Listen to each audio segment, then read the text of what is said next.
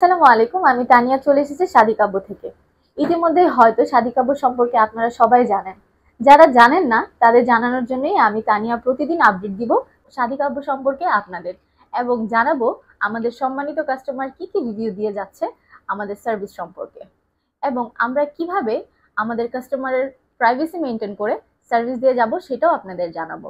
অবশ্যই প্রত্যেকটা কাস্টমার নিজেদের প্রাইভেসি মেনটেন করেই কিন্তু আমরা তাদেরকে প্ল্যাটফর্মে নিয়ে আসবো। এবং যেখানে ম্যারেজ মিডিয়া নিয়ে এত নেগেটিভ, সেই জায়গায় শাদি কাব্য এত নেগেটিভের মধ্যে ক্লায়েন্টের সার্ভিস কিভাবে নিশ্চিত করছে সে বিষয়ে অবশ্যই শেয়ার করবো আপনাদের সাথে।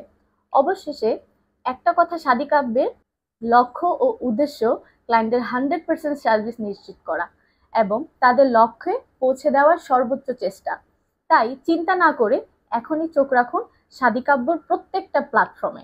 যেমন আমাদের আছে ফেসবুক, আমাদের আছে নিজস্ব ওয়েবসাইট যেমন shadikabbyo.com। আর সব থেকে বড় কথা হচ্ছে, এটা হতে পারে আপনাদের স্যাটিসফ্যাকশনের জায়গা। ধন্যবাদ।